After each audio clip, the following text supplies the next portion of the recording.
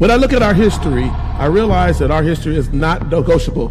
It's not defined by slavery. It is a profound history, and we need to teach it in honesty.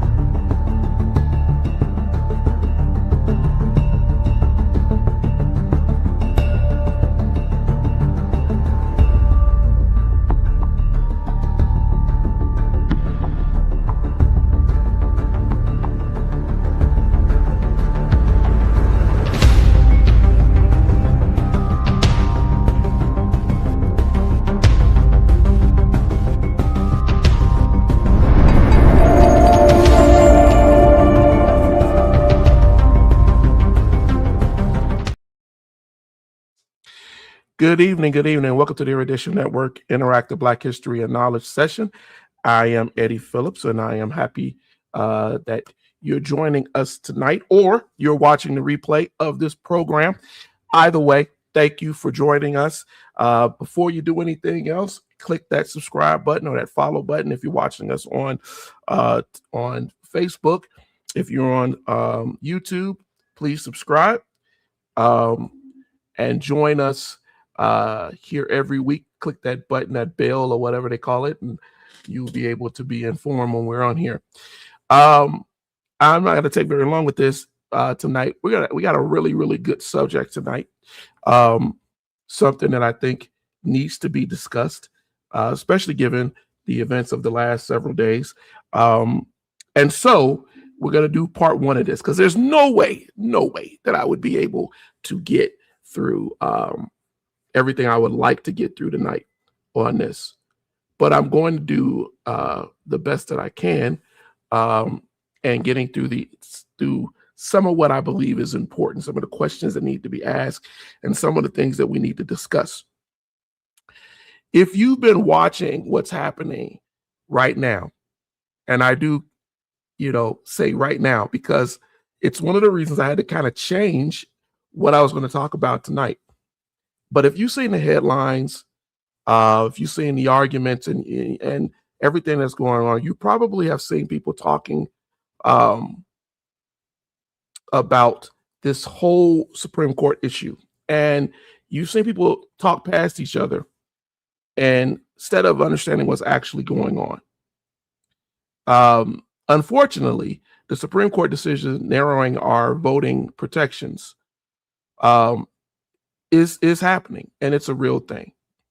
States are moving to withdraw districts in ways that they can dilute representation.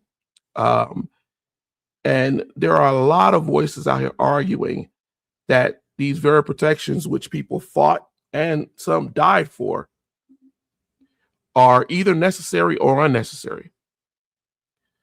Tonight, I'm going to go into that, but here's the part most people don't stop and examine, in my opinion. Some of the loudest voices out there supporting these shifts are coming from within the very communities that those protections were meant to defend. Some of the people who are out here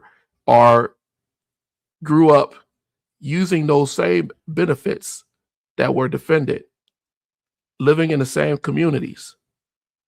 So I want to slow this down, and I want to ask the question properly. What are we actually looking at? Is this independence of thought? Is it strategy? Is it something we've seen before in history? Is this new? Because what I try to do here at the Erudition Network is I try not to react to moments. I try to study the history, the systems, look at the patterns, look at the repetition, and look at how these things shift and how power retains itself over time. I am not going to be on here as a talking head. I'm not trying to do any emotional attacks. And it's not about calling out people's names. This is a system study, right? This is something that I want us to look at when we look at these things. And if you look at that system and understand that, then we can kind of get into what's going on in a different way. And if we approach it that way, sometimes things become clearer and what's going on. Every system of oppression produces internal participation. Not sometimes, not in isolated cases, but consistently across time. So now you have to ask yourself a set of questions that most people don't ask. Why does every oppressed group produce individuals who align with the system that limits them? No, you heard me right. Why does every oppressed group do this? And that's a problem. Because when we go through this system, we're going to understand why it is a major problem. When you align yourself with power, right, with the influence that a lot of some of these people do, why are some of these individuals rewarded?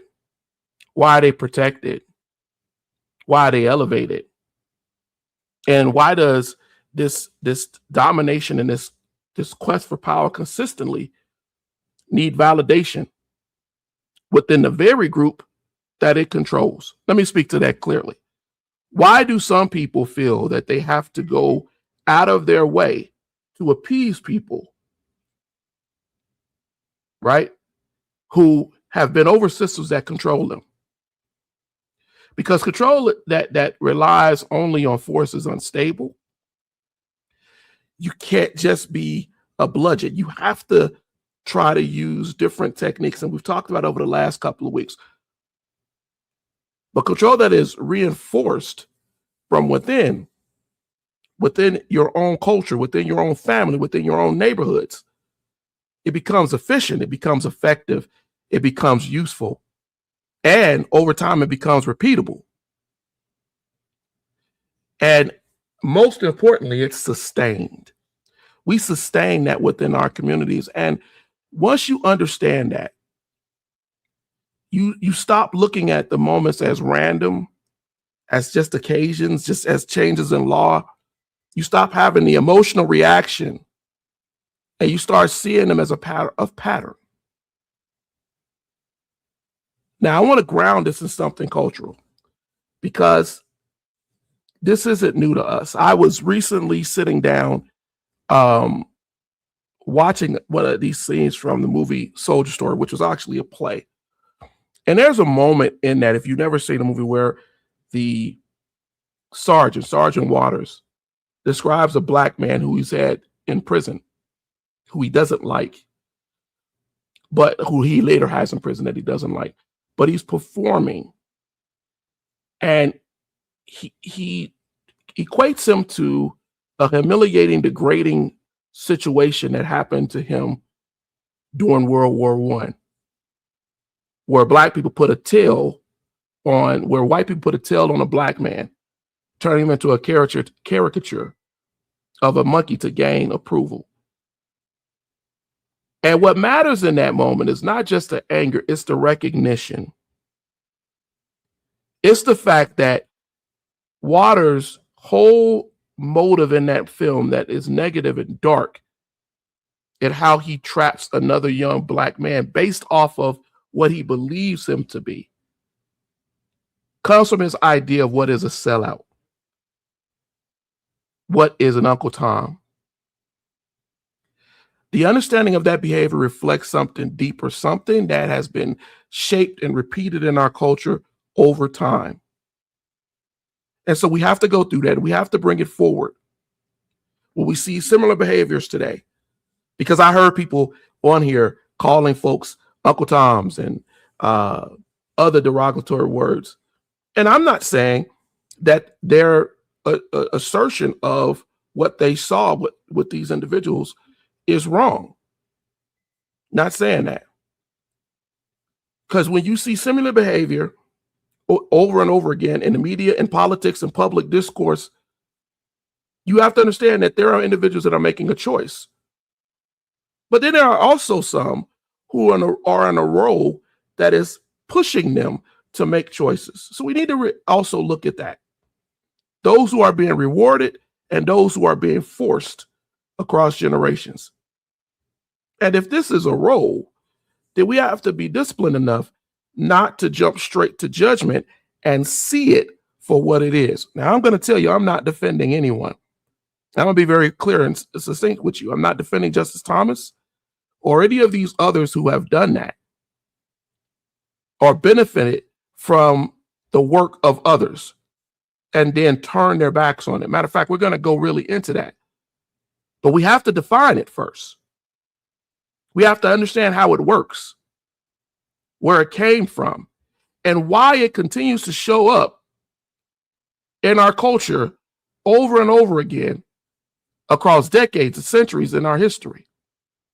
We have to understand that, because if we don't understand how it happens, then we really won't understand how to prevent it in the future. I think before we even go any further in that, before we go into slavery and everything that everybody likes to talk about, before we even touch law, we have to get this right. We have to go to the definition itself and not get the definition wrong. Because too often that does happen. Everything that follows collapses into emotion, accusation, and confusion, and instead of looking at it with analysis. So let me ask you directly.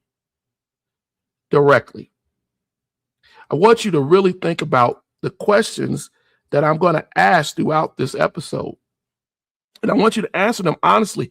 If not in chat, in your own mind. When you call someone a sellout, an Uncle Tom, or any of the other terms that we use, what are you actually measuring? What are you actually saying? Are you measuring your disagreement with that person? Are you measuring their alignment to what you perceive to be power or influence or whatever? Or are you reacting to discomfort? But more than any of that, are you identifying a pattern? Something that you've seen before? Think about all of those questions that I just asked right there. But the most important, are you identifying a pattern? Because see, if we're not careful, the word becomes a weapon, and only a weapon, instead of a tool for change. It becomes something we throw out there instead of something that we really try to understand. That's why the whole idea of Uncle Tom, who was not a sellout in the book, becomes a misused term. And if that happens, we lose the ability to see the system clearly. We don't see what really is going on. A sellout, in the way that we will define it tonight, is a person who simply disagrees. No, they're a person. A sellout is a person who sells out. A sellout is not just a black conservative by default. They could be any political persuasion. A sellout is not someone who believes in discipline, structure, or personal responsibility. A sellout is not someone who critiques behavior within the community. Those may be things we call folks when we hear them, and they may be uncomfortable critiques that we put on people, but that's not really what it is. So if that's not the definition, what is it? No, I'll tell you what it is for the purposes of what we're going to talk about tonight in the system. A sellout is a pattern and a person of alignment. It is when an individual or person knowingly or functionally reinforces narratives, policies, structures, laws that they know harm their own people, while they are receiving some form of benefit that does not align them with their people. They're doing something to harm you while getting a benefit to harm you. And that benefit may be money, it may be influence, it may be protection, it may be political power, it may be access, it may be status, it might even just be a psychological feeling of superiority. But the key is that there is a transaction that takes place. It's not just a pundit that disagrees with you. It's not just somebody who you don't like. No, they have a reason. And the system gains legitimacy and the individual gains position by selling out. And when we pause and think about that, if there is no benefit, is it still a sellout? If there is no alignment with harmful intention, is it still a sellout? Or are we just reacting to it differently? Don't go away. I want you to, these are hard questions. And these are things that we have to think about before we go out and fight the things that are real. Now, after we've defined the sellout, we have to define the system itself, because people often reduce this to a personality, a person in a place of power, instead of a structure. Oppression is not simply someone being unfair or prejudiced. Oppression is systemic. It is organized. It is sustained. It is reinforced. It is upheld through institutions like laws, economics, education, media, law enforcement. It is not random. It is a system, and it produces a pattern. And that pattern, that behavior within that system is significant. So here's another question for you. This is an interactive. Please feel free to answer if you join us live. If oppression is systemic, here's my question to you. If it's systemic, why do we so often reduce conversation to just an individual? Somebody online, some conservative, some person we disagree with. Why do we say they just need to act better? They don't understand us. They're a sellout. They're this. Instead of asking what system shaped this moron, shaped this nitwit, and who benefits? That's the most important. Who benefits when the system disappears from the conversation and we only focus on the individual? Who in the system is benefiting? And if we can go deeper into that internalized oppression, now we're doing something. This is not just belief. This is adoption. It is when members of an oppressed group begin to accept and repeat the same negative ideas created about them by the dormant system or the system that they're not paying attention to. Not because they are forced to say it, but because over time, they begin to feel that it's true. So let me ask you this.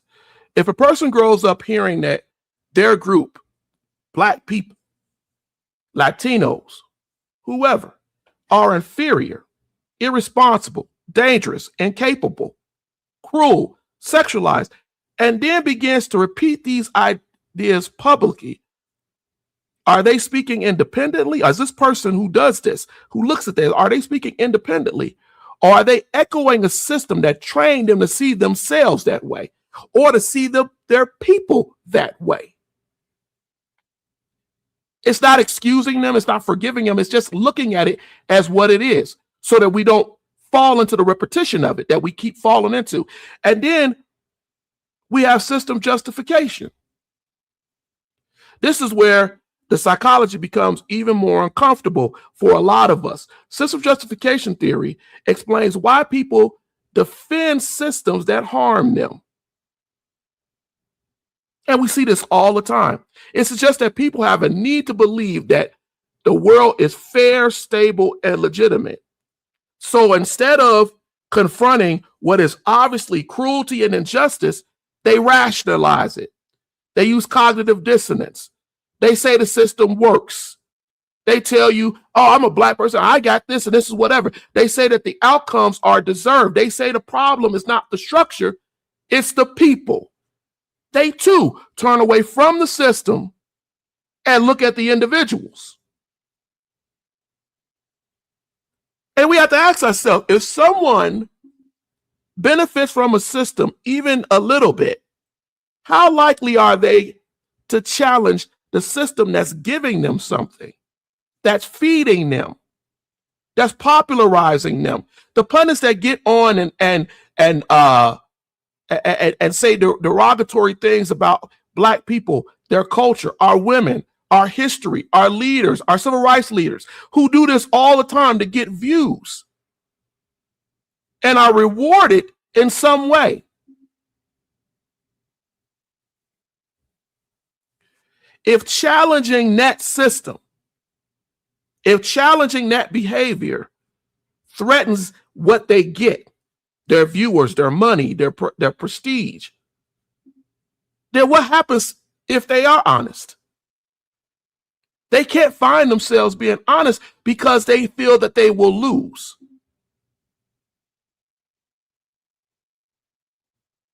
And then we could go even sharper with the categories, because not all alignment looks the same. And this is where I think a lot of us make our mistakes. We collapse everything into one label without understanding the context. The first category is survival. That's one of our major categories. This is the person operating under direct threat. Black people live in the United States, and they have lived for centuries in a state of survival. The enslaved were forced into compliance. People speaking carefully under violent systems. We've talked about that over the last couple of weeks. Individuals navigating environments where resistance could mean their death or the destruction of their family, their wealth, and everything. So you can't, can you judge survival the same way as we judge choice? And if someone is coerced or forced, are they aligned or are they trapped? There is a difference between those who willfully get something and do something and those who feel trapped and are trying to survive. It is not an excuse, it is a reality. Our next category is strategic accommodation. This is the person who believes that working within the system, compromising themselves at their job, in their environment, in their neighborhood, avoids confrontation and allows them to go along a smooth path. They are the ones that argue that gradual change is more effective than direct resistance. They're the Booker T. Washington idea. Let's just get along for a while and then they'll see us as who we are. But they don't ever see the tension. When does strategy protect the group and when does it delay justice? If a Black man is killed in your neighborhood by whites who were racist and you don't say anything, you just did a strategic accommodation. You just allowed something to happen. And then you've determined that my patience is better than confronting something that is harmful. This is where we are. This is where a lot of us live in these categories. Another category, opportunistic alignment. What is that? This is where the system becomes visible in how it's going to reward you. This is the person who recognizes that reinforcing certain narratives, certain lies, certain crap brings access, gets them invitations, gets them into the White House, gets them into places of power. They get on and they joke and they pantomime because they could get funding, visibility. We saw that with the two sisters who were willing to say anything for Trump. So now you ask yourself, if a person learns that attacking their own group increases their influence, what incentive do they have to stop? And you need to recognize that more than they do. You need to understand that there is an incentive for them to do what they're doing. And at some point, that reward loop can become addictive to them. It could become such a point that they feel like this is the only way that I can live. I love this. And they go along with it. Sean Anthony, because it's easier to try to fix the individual rather than the problem, or at least that's the thought process of people who think they have no power. That is a great point. That is a great point. The addiction to selling out, to having access to power and authority, is something we don't often talk about. But that opportunistic alignment is important on a psychological point as we look at these categories. Just as important as those who do strategic accommodation. Just as important as those who live in survival, which is a majority of us. Another category is ideological alignment. Now, I want you to understand something. That's not performance. Ideological alignment is somebody who really earnestly believes what they're saying. They are dangerous. This is the person who has fully accepted the narrative that systemic racism and violence and the cruelty and the murder and the lynching and the history that you see is exaggerated. And even more dangerous, it's irrelevant. They have been taught that for so long that they have bought into the ideology and they believe it wholeheartedly. That is the primary problem that lies within the behavior of the group and the system itself. And then you have to ask a very hard question. When someone truly believes that narrative, are they still a participant in the system? Are they still working in the system? Or are they now just a product of that system? Has that system accomplished what it was looking to accomplish? And now they are the product of it. They no longer need to convince them anymore. They have bought into it. They believe it. Another psychological issue, state alignment. All these things are important. Let me make you understand. I'm not just randomly throwing things out to you. I'm getting you to understand the idea of people who we call sellouts. All of them are not. And some of them that are have different reasons. State alignment. This is where an individual operates within institutions. These are the people that are around us all the time. These are the folks who work with us. These are the people who are in law. These people who are in politics. These are the people who are law enforcement. And then they help to make decisions or do things to reinforce the systems that disproportionately harm, particularly the Black community as we're talking tonight.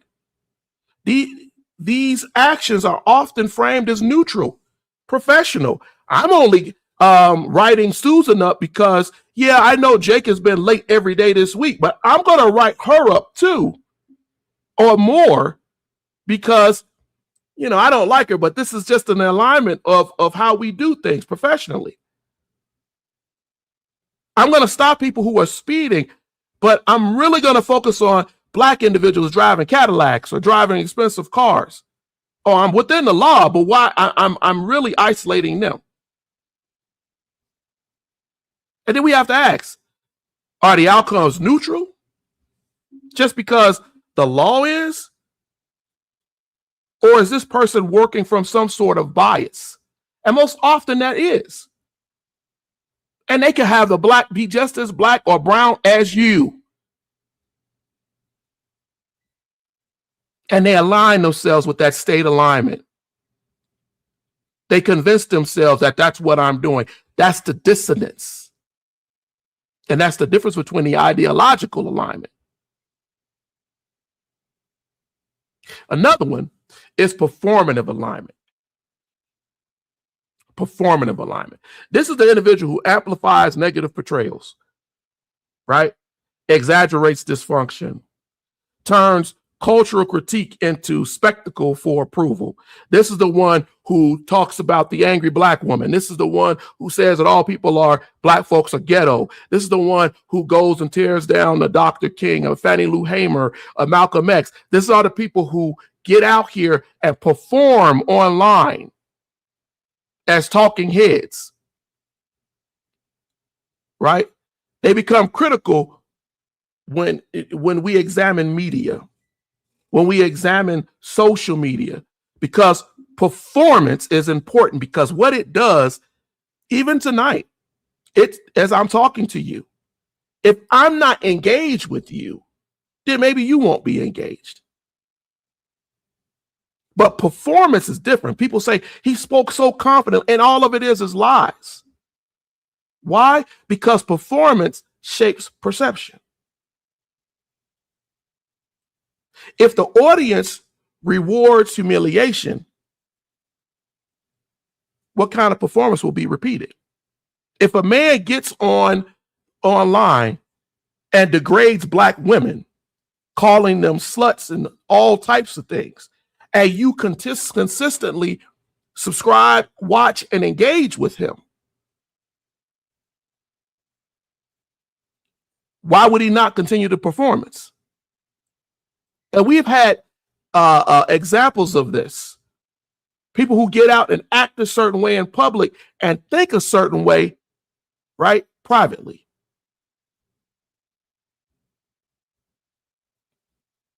That's a performance. And it's a lot of that's going on in the sellouts.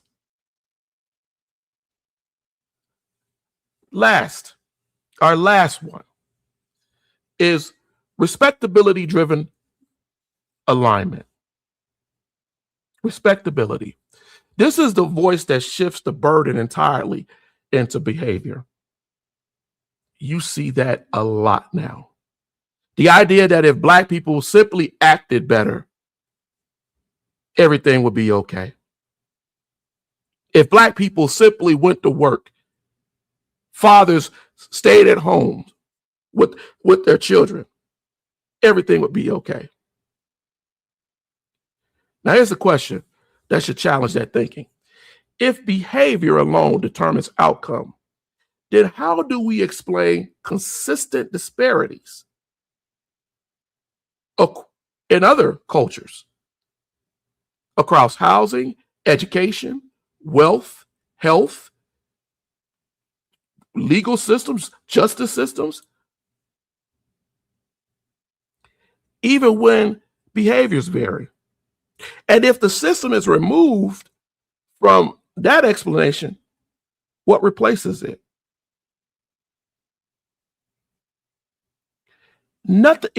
Behavior doesn't determine outcome by itself. And this is the problem that we see a lot of cultural people who look just like us put out here. And if we're going to be really, really aggressive and be really clear, because this is not a clean subject. All of those things I just told you, they overlap. People move between all of those alignments. They move between the respectability driven, the state alignment, the ideological. They move between these things to be able to establish some kind of inference and control over those who will listen to them.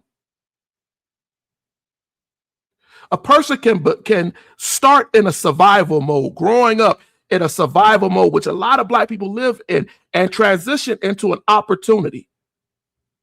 Someone can claim strategy while producing harm. Someone can believe they are helping while reinforcing the same systems that they claim to be pushing away. That's why I don't ascribe to any particular political party, because you could tell me you're helping me, at the same time you're holding me down. So if the categories are fluid, how do we judge accurately? How do we avoid any of them? Because that's the danger. If we call someone a sellout, then the term loses its meaning. And when it loses its meaning, then the real pattern becomes invisible. Why did they sell out? So we have to ask, are we using this term to understand the system, or are we using it to simply have a disagreement? That's my point to you tonight.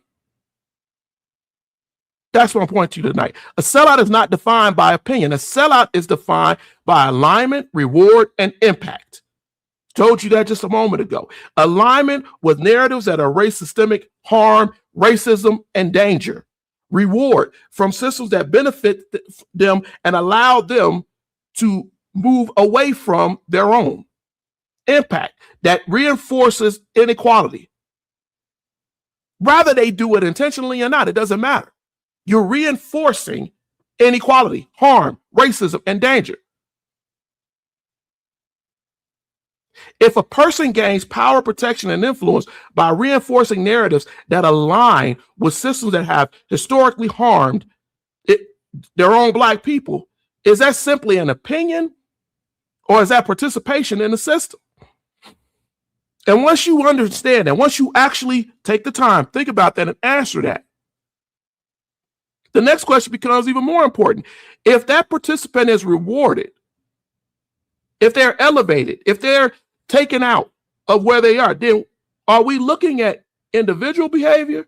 Are we looking at a system that depends on people like that to behave that way to sustain itself?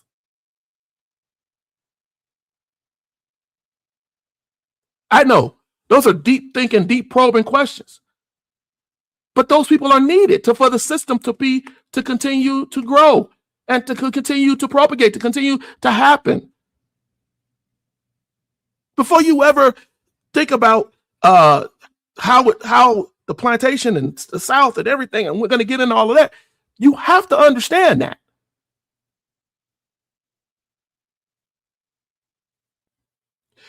There is a pattern that exists. It is visible, and we have to see that pattern. We have to understand it for what it is, so that we don't pass it on to our kids. This system depends on the behavior of those who sell out and do that to sustain itself, to continue its rhetoric. Well past the civil rights movement, well past all of the deaths and marching and crying and weeping and suffering. They've had people within our own culture who continue to push, who continue to disillusion and disinform. Let's go deep into that. Let's look at that right now. If you don't believe me, if you're one of these people who get on here and you send me messages, every week I get messages from people saying, what are you ranting about? What are you mad about? What are you talking about? And never try to really, it's a reaction, it's an emotional reaction. And I actually like the emotional reaction, because that meant I got under your skin just enough for you to start questioning, for you to start asking questions. A friend of mine posted the other day, he said, Eddie, I saw one of your posts and America's not going to listen to you. And he didn't say that to be slighting. He just said it because I get it. I had another young white guy's teacher who got on and said the same thing. These people aren't really listening to you. But I'm going to tell you again, if you've never heard me say this, and I got this from Baba Dick Gregory, I'm not talking often to that person. I'm talking to the people in the back of the room. I'm talking to the people who scroll through, read their comments, and then if I never answer factually, they will take that silence as agreement. I'm talking to that person who reads it after and goes, that right there is the fact that I didn't know. That right there is a thing I didn't know to challenge what this person said. That is why I do this. That is why I get on every week and I make a point, and I get it. There are some probably within my own circle who go, why does he? You just, but it's not that I like to be heard. I'm an introvert. It's because the message is important. We are seeing a fundamental change, a generational change that will affect my kids, your kids, and our kids' kids. And we can't just label it as, oh, well, that guy in the Supreme Court is a sellout. These people who are going with their sellouts. Though that may be true. What system? How deep does it go? How they're irrelevant as the individual. How do we fix and stop this system? Because see, now once we define what a sellout is and what it is not, we have to anchor that discussion in what we're going through right now.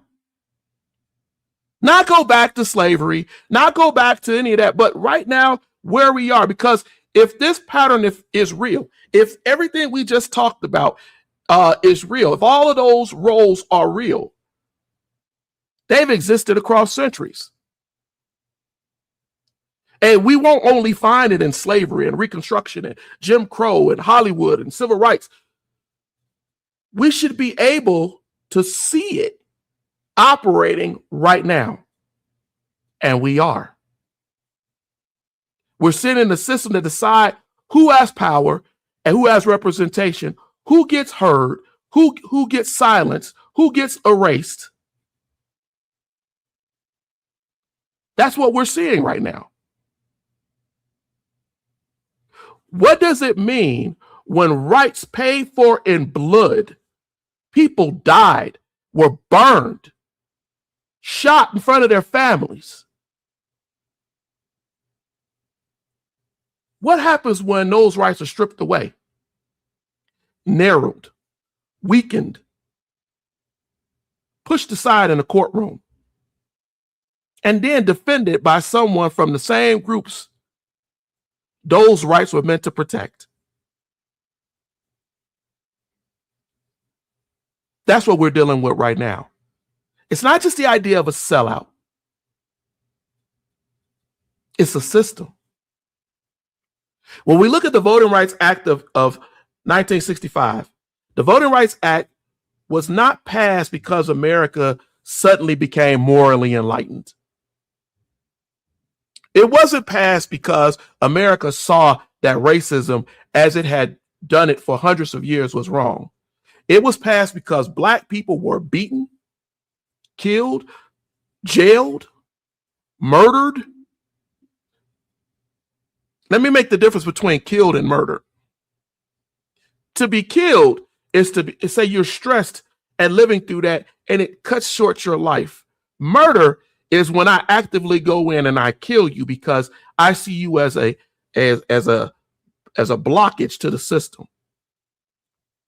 Both in their way are murder, but killing or dying, there are many ways to die. People have been threatened, they've been fired, they've been evicted, they've been terrorized. All that because they simply wanted to vote. That's how important the vote is in America. The Voting Rights Act of 1965 was passed after generations of poll taxing, false testing, grandfather clauses, white people insurrecting and going in and holding people at gunpoint. or what some will call racial intimidation. I like to call it more clearly what it was. And courtroom tricks. Just like what we just saw. It made citizenship look legal on paper. But in practice, you couldn't use it. You couldn't be a full-fledged citizen. So when we say voting rights, we're not talking about a casual political preference. This is not just a political thing, as many people are out here trying to make it on different sides. We're talking about one of the central backgrounds of Black freedom in America. Section 2 of the Voting Rights Act of 1965 is especially important because it prohibits voting practices that deny or abridge the right to vote based on race. And it has historically been used to challenge district maps, the election system as a whole, which try to dilute minority voting power, which try to stop minorities from voting. And if we were to make it simple, it simply says that the government cannot hide discrimination behind neutral wording, behind legal wording. Remember what I was just telling you just a few moments ago. Remember what I was just saying about those alignments, and we're talking about that state alignment, where people feel that they're operating within their institution or their law or their politics or their government, but in reality, you're oppressing people. You're holding people down, and that's how the system works. The Supreme Court's own description of the Louisiana dispute shows that the original map had only one majority Black district out of 6. Even though Blacks made up roughly 1/3 of Louisiana's population, and Black voters argued that this likely violated Section 2 because it failed to include an additional majority Black district. That's what it said. And when you look at that and think about what that means that if Black citizens are 1/3 of a state's population, but the map is drawn so that their ability to elect candidates of their choice is compressed into one district, is that politically fair? Is that justice? Is that accurate? Or is that mathematical containment, where you use law and rule to try to limit people? Because see, if the state can split, pack, or spread Black voters in ways that reduce their voice, does their ballot still carry the same electoral weight? That's what it's about. And if a person can cast a vote, but that vote is structurally arranged to not matter, how is that democracy? And who aligns themselves with that? And we've all been taught that word gerrymandering. But I found that many people don't really understand what gerrymandering really means. Gerrymandering is the manipulation of a district lines to shape political outcomes. That's what it is. Racial gerrymandering is when those lines are drawn in a way that they use or impacts race to weaken, to limit, or rearrange political power. The people in Alabama, Mississippi, and everywhere else, they knew what they were doing.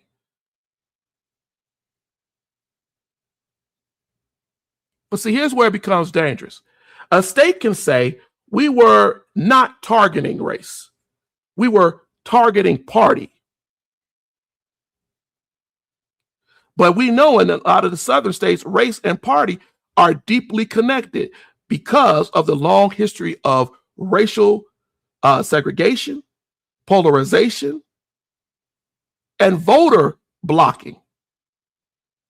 Racially polarizing votes means that different racial groups often vote sharply different because history, party alignment, policy interests, and racial experience have made their political choices unequal across groups. So if a state that knows that black voters tend to vote a certain way, and then draws maps to weaken those people's vote while claiming it was only partisan. What exactly is being hidden? This is not about, and this is why I get mad about the whole liberal, conservative, Republican or Democrat. That's foolery. You're missing the bigger picture. It's about race. It's always been about race. Ever since black man won the vote, got the vote, and they voted in Ulysses S. Grant, and he sent federal troops down to the South to put the former Confederates under martial law. Black people overwhelmingly voted Ulysses S. Grant in as president, and he returned that by protecting them. Racism has a long history.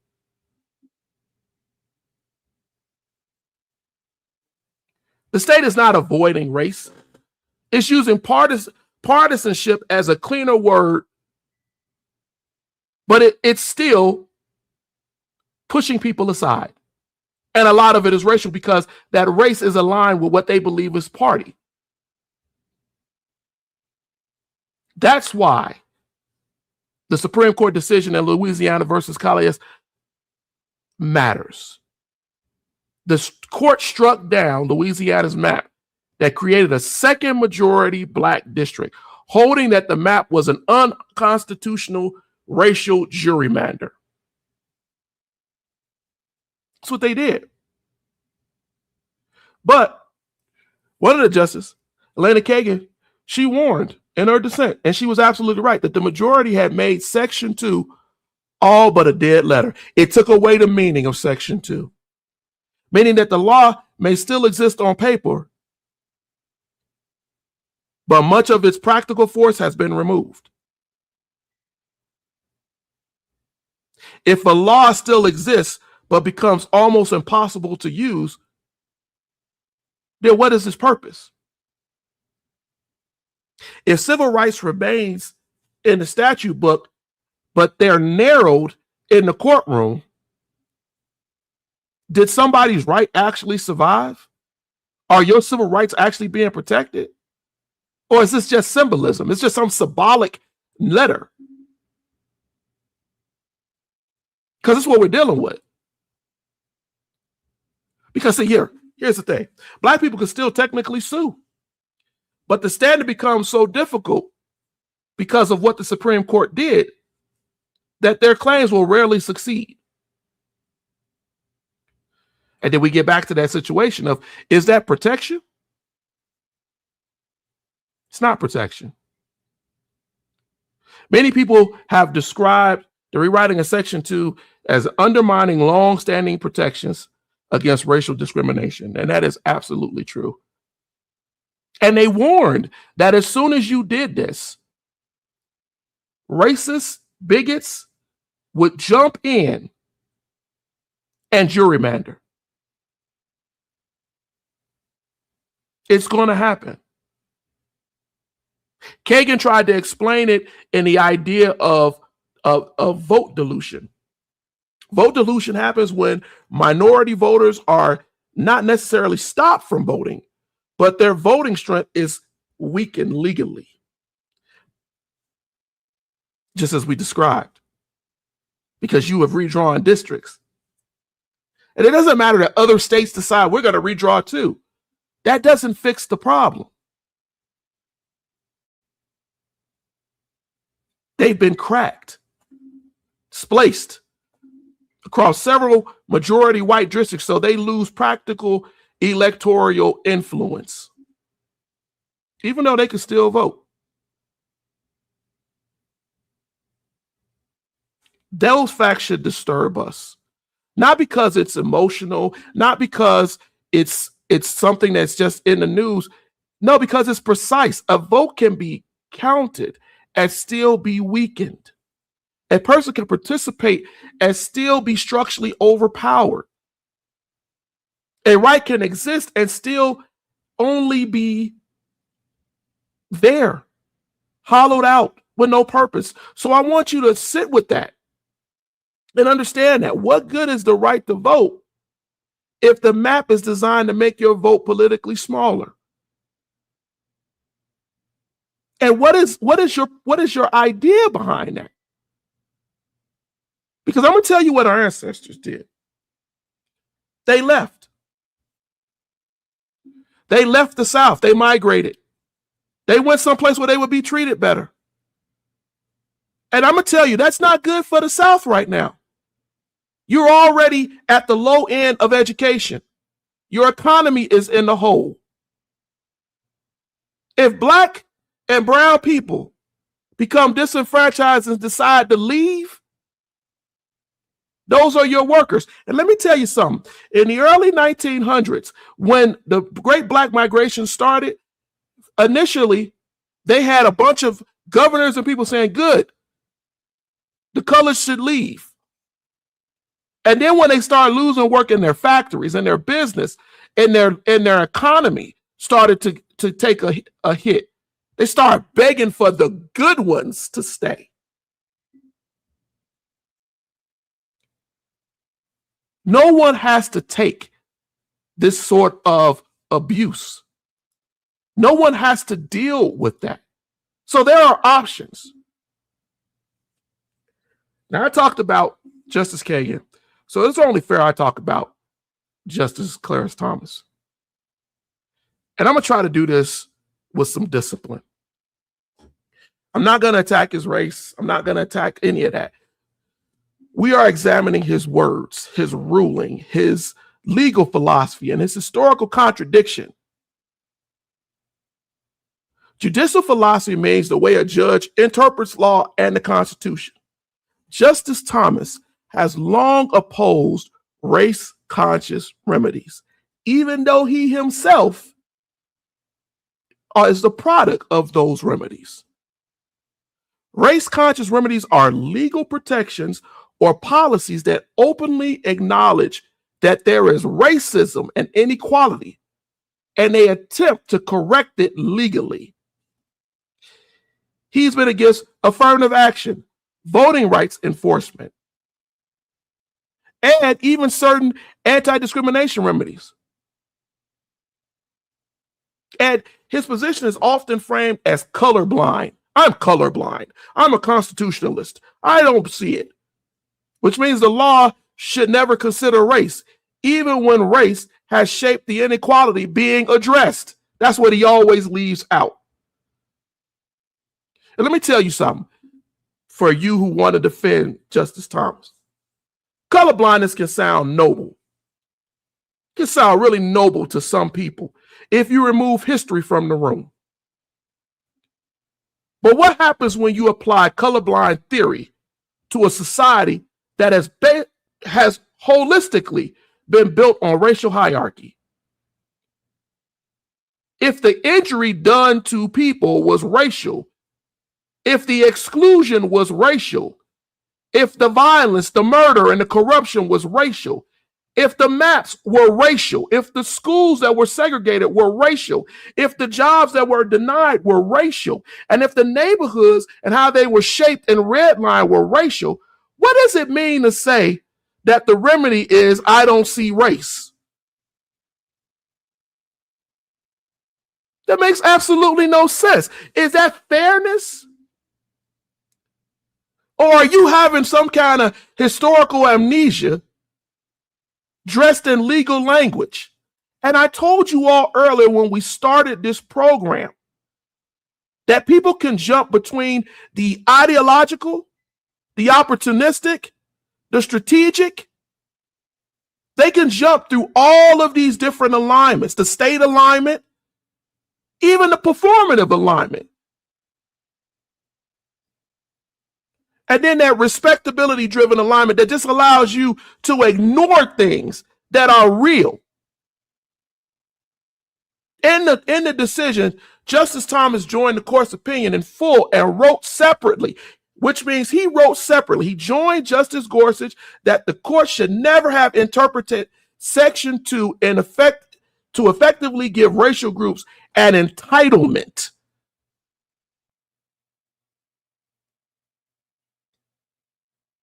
That's what he called it.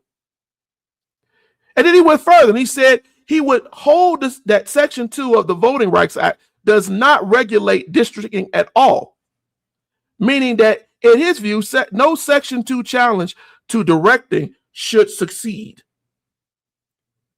Think about what he's saying there. We are talking about a black justice sitting on the highest court in the country saying that the very provision used to challenge racially discriminatory district maps should not regulate districting. Now, that don't require me calling him a sellout or any name calling. The contradiction is already heavy enough. What does it mean when the child of a civil rights of the civil rights era, the child of people who lived through those sorrows, becomes a legal adult in a world opened by struggle, and then helps close the same legal door that they walked through? What does it mean when the bloody memory of Selma, Medgar Evers, Fannie Lou Hamer, Viola Liuzzo, Jimmy Lee Jackson, Martin Luther King Jr., Vernon Dahmer, and countless unnamed people who risked their lives for voting rights is threatened as though race-conscious protection is more dangerous? Because it's a real constitutional danger. And see, then there are those who will say, well, that's just his legal philosophy. Okay, whatever. Then let us interrogate the philosophy. If your philosophy consistently weakens the tools created to repair racial harm, and the people who were harmed or killed are in the same black community as you were, how can you separate the philosophy from its consequence? Because you know, if a legal theory produces a racial rollback, does it become innocent because it's using neutral language? Because it's legal? Slavery was legal.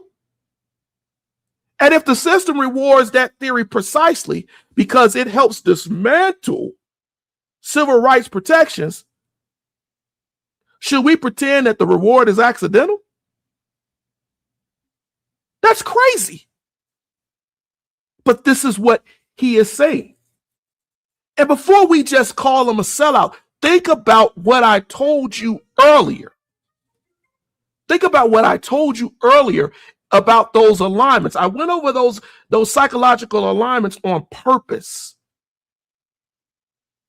so you can delve deeper into what the system is and not just look at the individual who's participating or as the product of that system.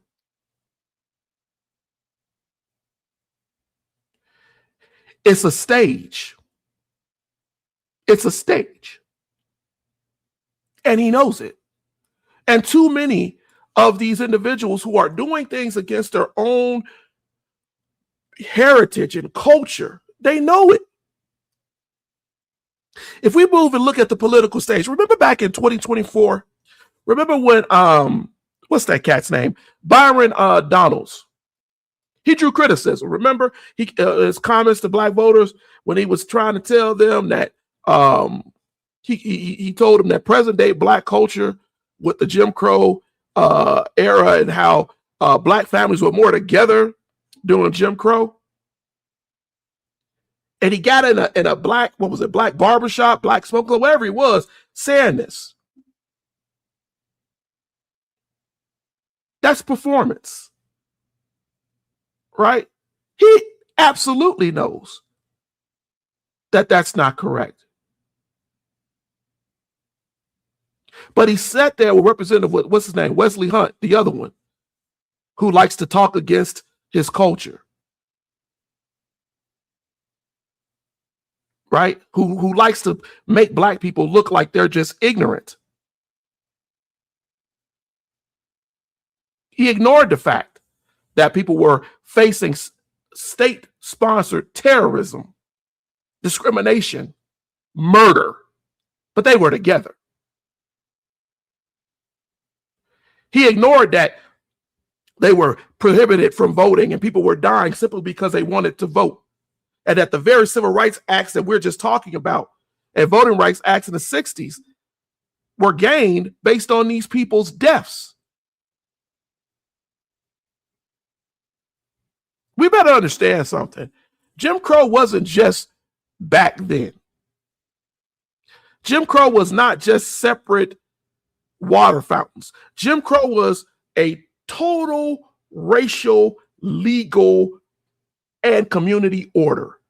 It meant segregated schools. It meant racial terror. It meant suppressed voting. It meant limiting your opportunities and jobs, and where you went to the hospital, how you got back and forth in transportation, who policed your neighborhoods and how they policed it. It meant a lynching culture. It was a legal system that made Black people feel inferior. And this man suggested that Black families live better under Jim Crow. He smuggled that into the conversation as a performance tactic. And who gained from that? Because while we were focused on Byron Donalds, who gained from putting that out? What politician? What was the obsequious gain? Because there were Black people, Black men, who aligned with that thought. There were Black people who aligned with that thought. And then they waste nostalgic, right, on something that wasn't the case. Remember when Donald Trump said that life in the 40s and the 50s was so great? For who?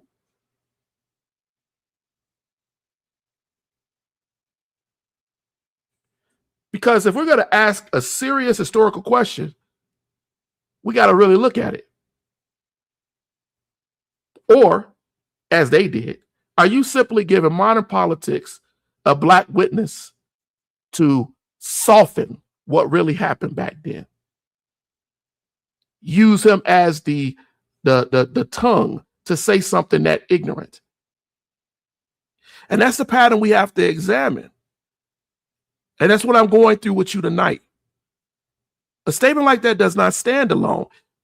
It functions. It makes people think. It infers. It gives a political audience permission to say things like, see, even a Black man understands that Jim Crow wasn't that bad and it was probably a better system.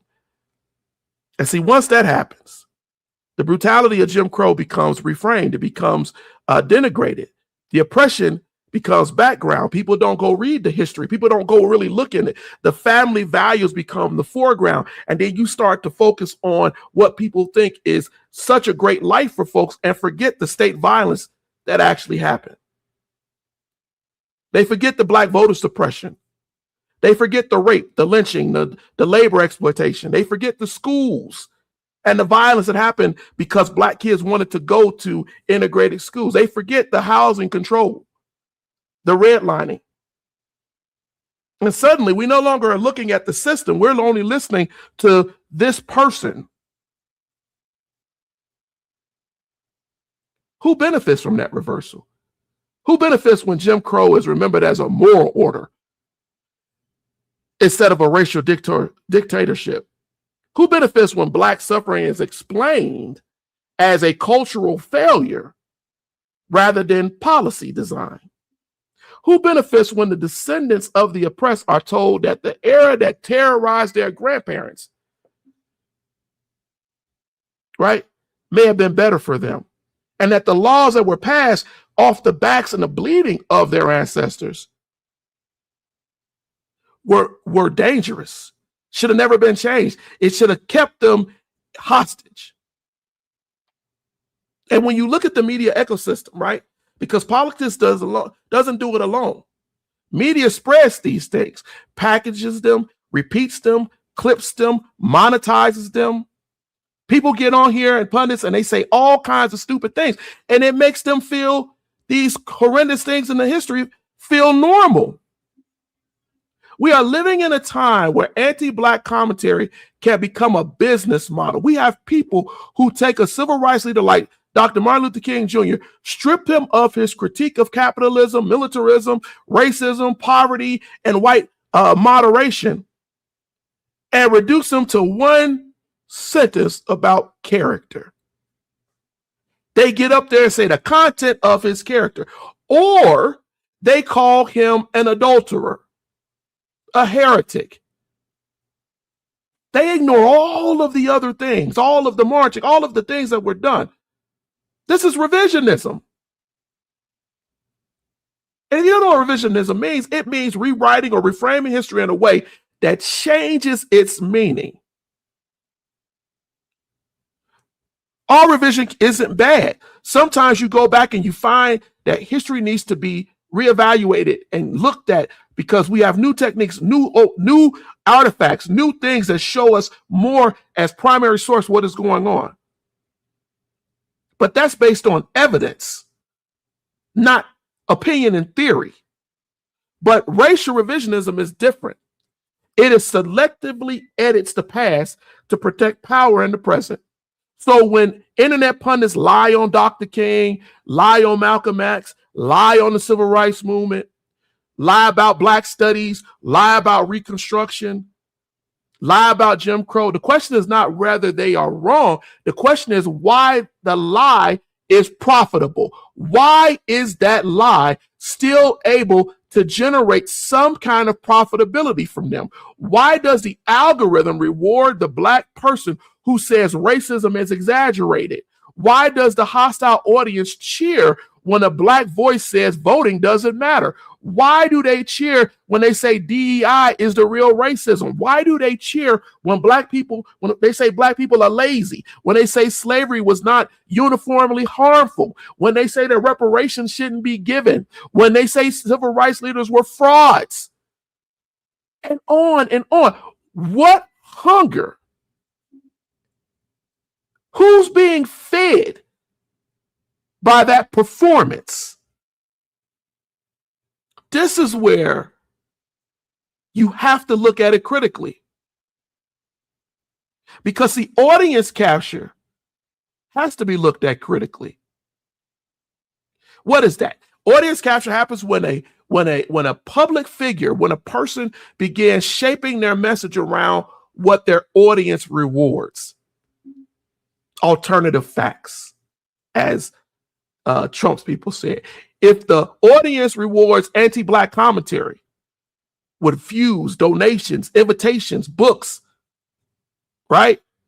Celebrity status, viral clips, public speaking rewards. And once that person learns the market, they begin to escalate.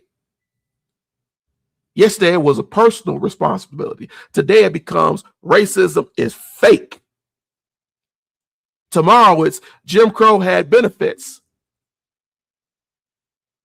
So then we have to ask, is this independent thought? Or is this a paid performance? And when you bring that to anti-voter and rhetoric, that is dangerous. That is dangerous. There are voices that tell Black people voting does not matter, that both sides are the same, that the political participation is pointless, that our ancestors fight for the ballot is irrelevant. They demoralize, they demobilize people. Think about the anti-DEI rhetoric. All DEI stands for is diversity, equity, and inclusion. All of those things are not bad. Diversity asks who is represented. Who's represented?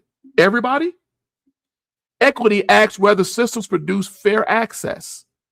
And inclusion asks whether people are actually allowed to participate equally and meaningfully when they enter the room in the same place. No program is perfect. But when the critique becomes a full rejection of inclusion, when we push away historic exclusion, pretend that never happened, then we have to ask what replaces it. If we remove what we consider to be an imperfect tool, but leave the unequal system untouched, who gains from that? You all know.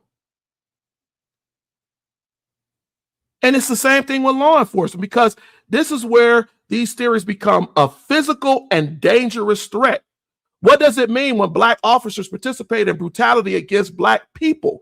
What does it mean when Black officers stay silent in departments where they know racial bias, killing is obvious? What does it mean when badge loyalty becomes stronger than moral accountability? The blue wall, as they like to call it, is the informal code that tells these officers they got to protect each other against all accountability, even though you're supposed to be upholding the law.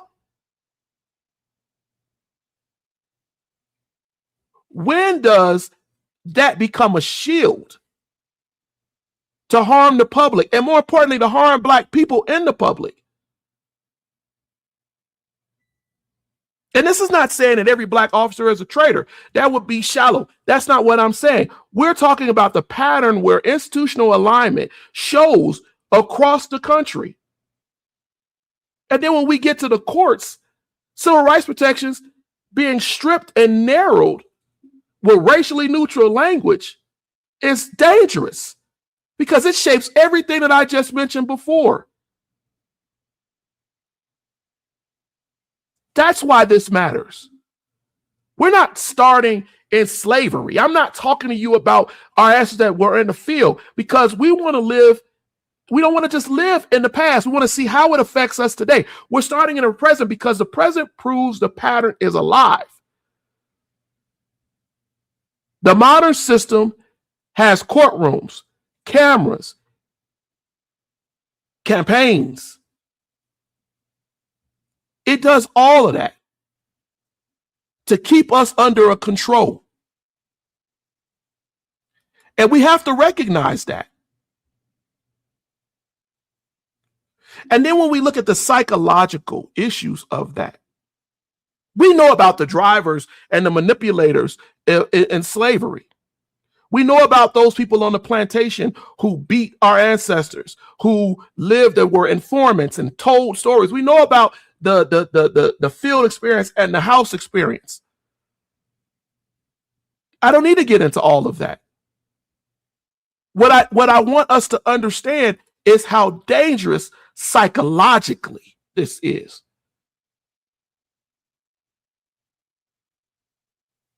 Because it's not just politically. We have seen, and I've tried to explain to you again, how a system is built, how it creates roles, how it distributes power, how it does all of that. And I want you to stay with that. I want you to really think of that, about that, because this is where we have to be before just using names. And the conversation, as I do these last few minutes of this program, becomes uncomfortable, but it has to be precise. Why does one person resist while the other complies? How does one person risk punishment while another enforces the rules? Psychologists know we have the Milgram experiment, many different things that tell us why this happens. But what separates the person who challenges the system from the person who begins to rationalize it? And we have to be careful, because that survival, where we start, can take us through these different mentalities and leave us in a place where we start rationalizing it, where we start telling ourselves that this is okay. Let's start with internalized depression. But let's not just treat it as something that's just a statement. Internalized oppression is not just hearing negative ideas about your people. It's not just that. It's not just the stuff we say or we hear about itself. It is when these ideas move from the outside to the inside. It's when we start internalizing them. It is when the message becomes part of how we think about ourselves.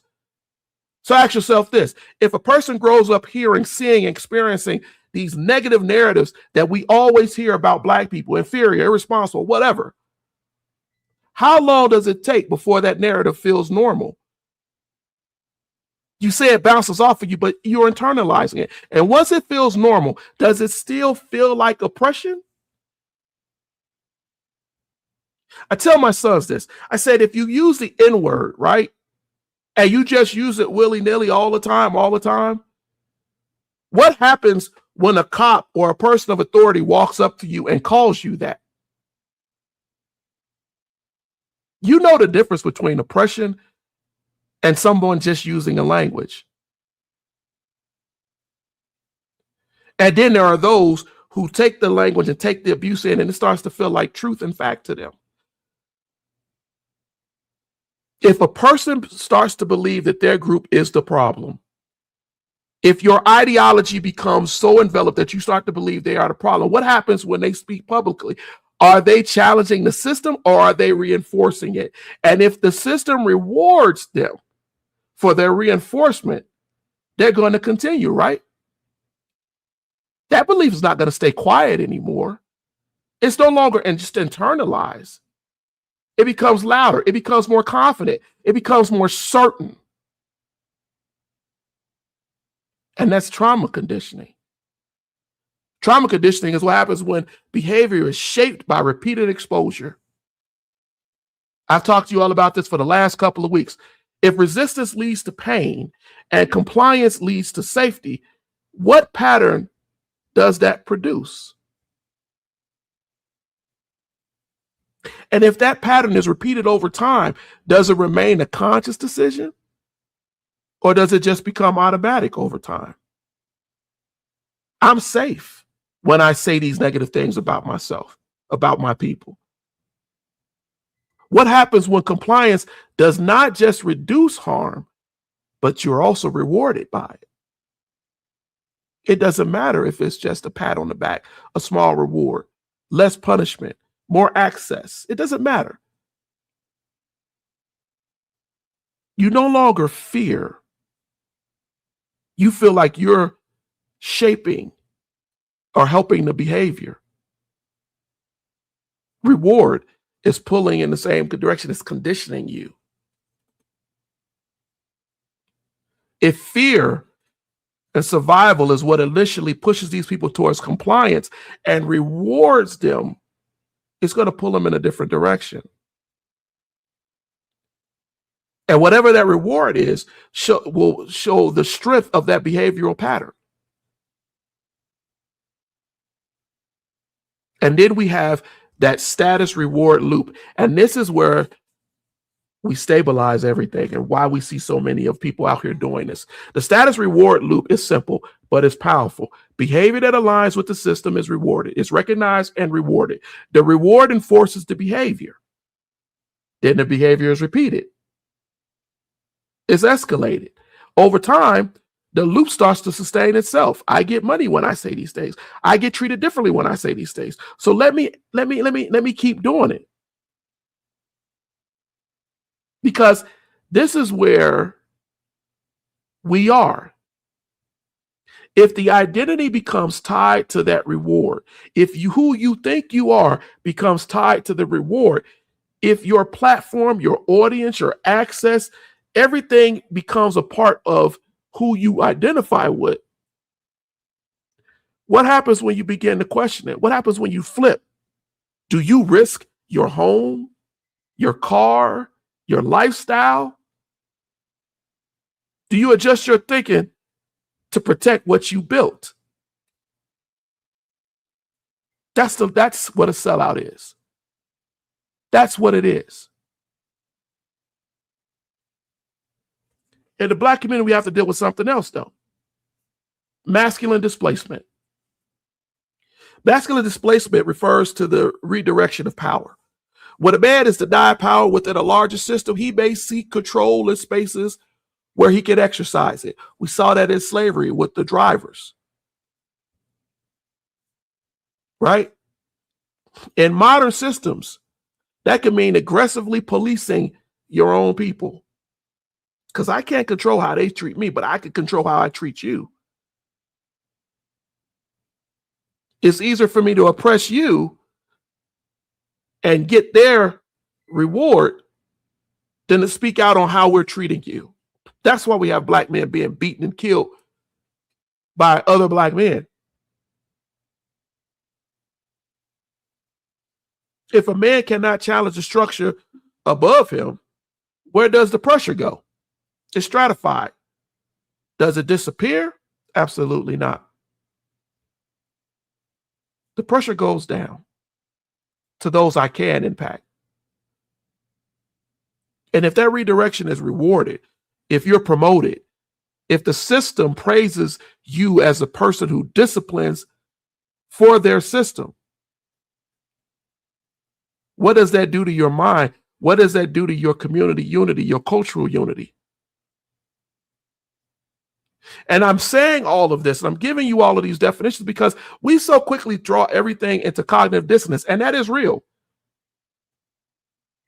But that's only when the internal conflict becomes visible. Cognitive dissonance is the mental discomfort that occurs when actions and beliefs do not align. So if a person benefits from a system that harms their own group, that creates tension. They know the harm exists, but they are benefiting from the structure. Okay. But these other parts show you how deeply that goes. They're not going to give up the benefit. They're not going to often just run away from what they've made.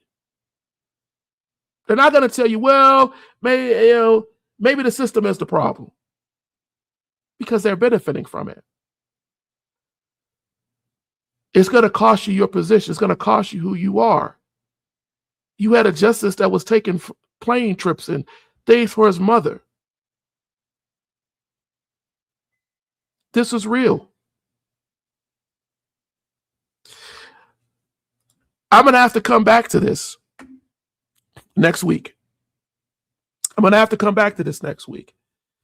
And I am going to come back to this one next week, because I do believe that this is something we have to talk about. I have a couple of part twos to do.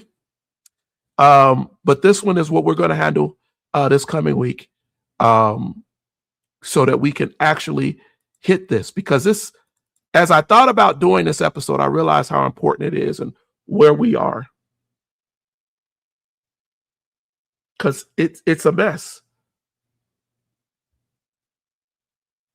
We started by defining something people misuse all the time, the idea of the sellout.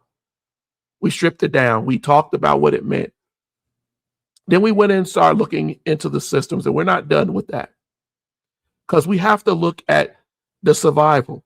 We have to look at the religious and the media inference and everything that is happening that builds on that, that helps to condition and puts us into roles, hierarchies, and internally enforces the way we think, both the person that is selling out and those who are suffering under the sellout.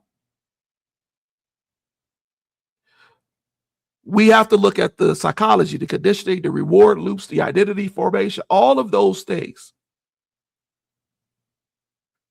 in order for us to really get our minds around what we're talking about.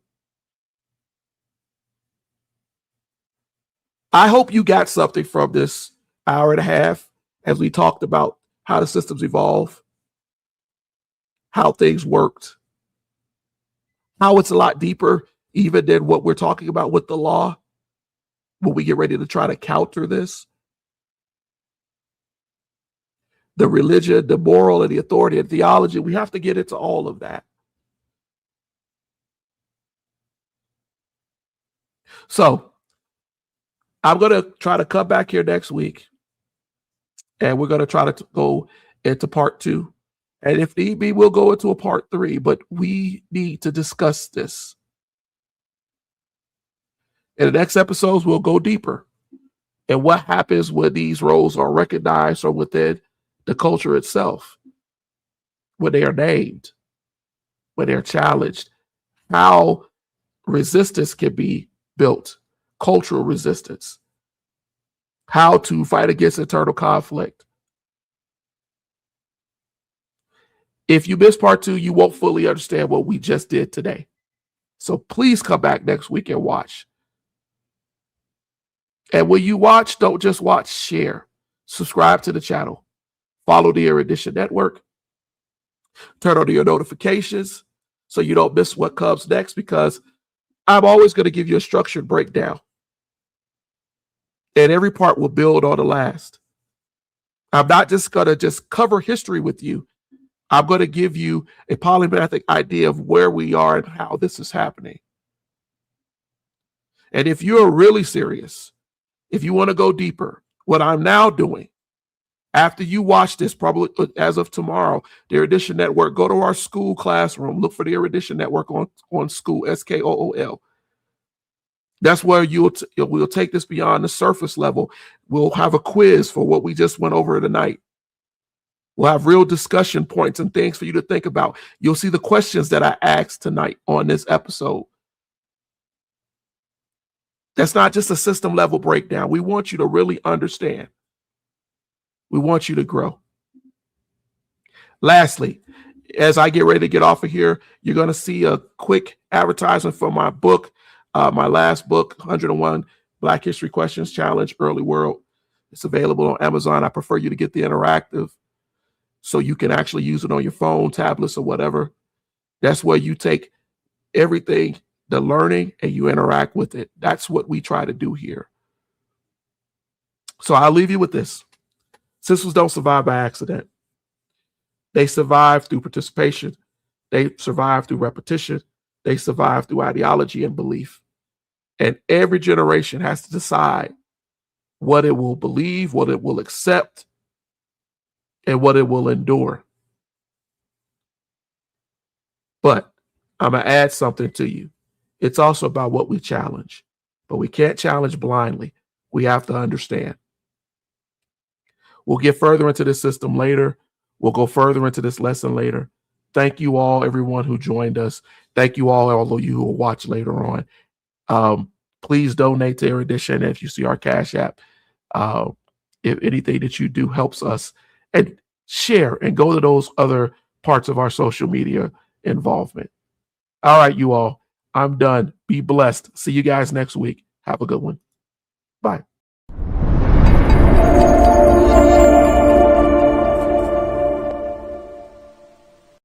From Eddie K. Phillips, founder of the Erudition Network, comes 101 Black History Questions, a groundbreaking book that challenges what you thought you knew and uncovers the stories history tried to hide.